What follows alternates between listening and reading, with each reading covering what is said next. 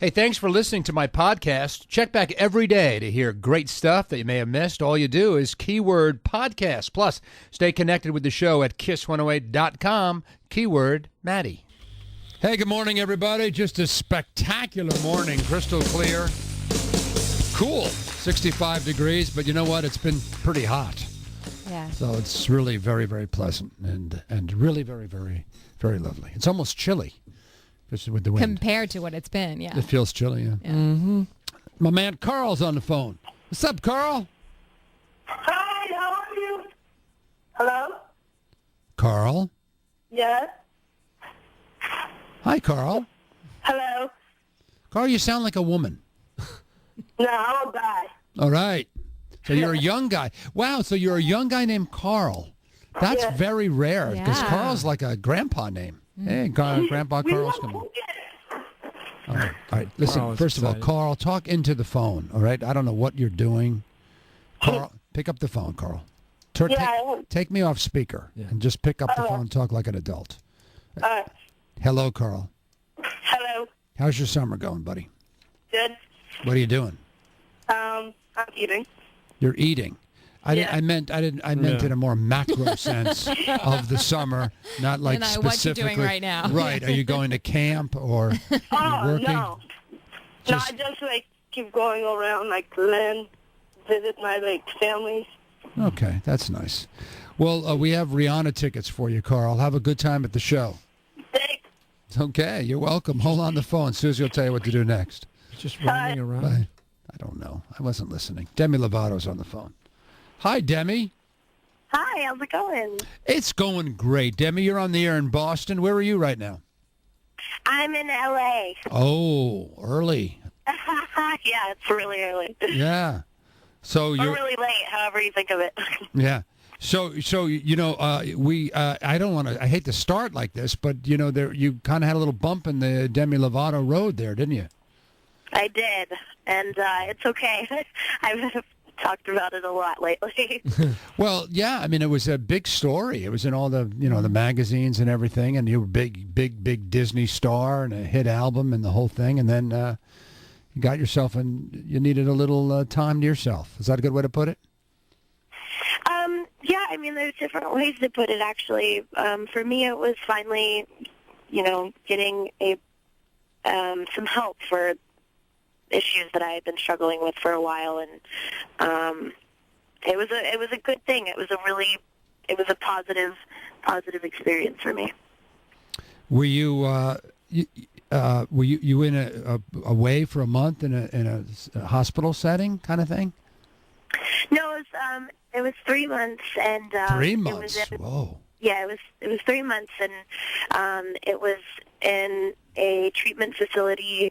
It wasn't like a hospital, but there definitely weren't the luxuries of some other treatment centers that are out here in California. Mm-hmm. It was very, very cold and just snowing all the time, and we had to walk from one cabin basically to the cafeteria, and it just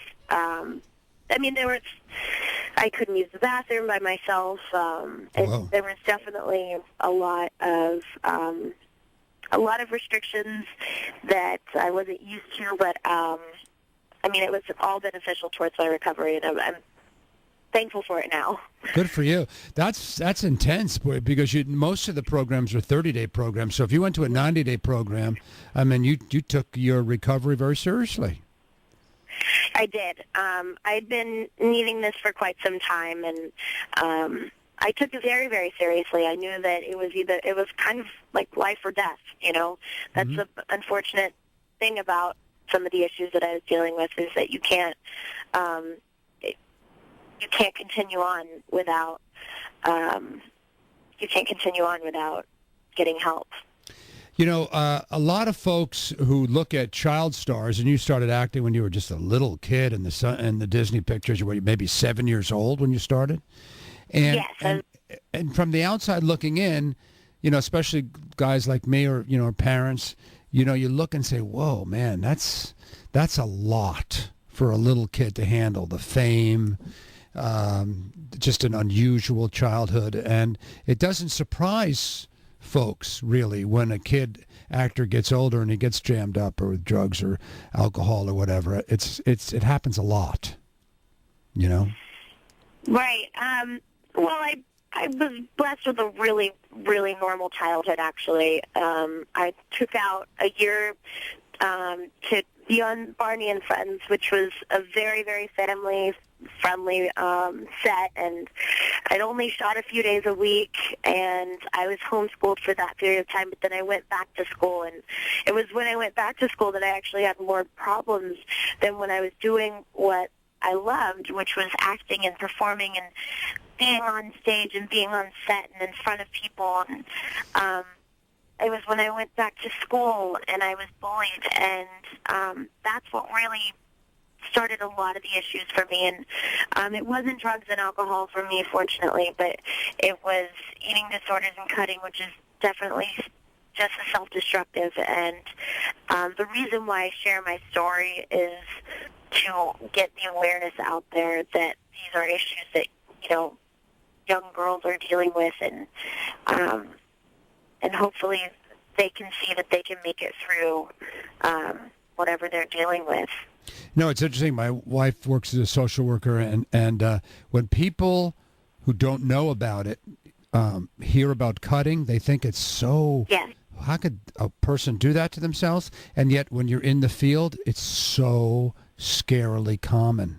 And if you don't know... so terrifying. Right? How, Am I right? common it is. Yeah, Yes, I mean... absolutely. And it's such taboo to talk about. Right. Because it's so much... I feel like it would be so much easier to talk about it.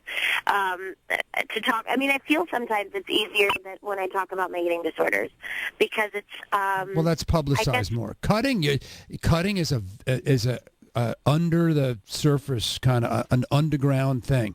If somebody is cutting themselves, no one talks about it. Guy has, I drank too much. Not even the parents sometimes. Right. An eating disorder, a lot of people hear about that. Drugs and alcohol, oh my God, everybody talks about that. But cutting is one of those things, right, Demi, that is really out there and no one talks about it. True? Right. And the scariest part about it is when you self-harm, it's such a scary thing to actually see. When you have someone that's not eating, or that that has an eating disorder, or you see them doing drugs or alcohol, sometimes you don't see the worst of it. But cutting, I think it's such taboo, because when you see it, you instantly see how much pain someone's in, because you can physically see it on them, and that's why it's so shocking. And it's such a. I mean, it really is taboo to talk about. But I can't tell you how many. It's not just. I guess it's associated with a lot of quote unquote emo kids, but what people don't realize is that I've met so many people who have young daughters that are in wealthy families, and that are preppy, that are of all sorts of cliques and everything that deal with this problem. It's so unbelievably common that it's scary, and it just takes one time to go too far, and you're done. Demi, I'm very, very impressed by you. I think this is great that we were talking about it. You're a young woman and dealt with some really tough issues. Ironically, you were just calling to plug the single Skyscraper, your new hit song, and yet we got to some serious stuff, and I think that's fantastic. And let me say, Skyscraper is a smash. Love it. We love it. So what you want to do is download Skyscraper. You want to learn more about Demi Lovato, just go to DemiLovato.com. It is, I believe, am I right? Isn't it number one?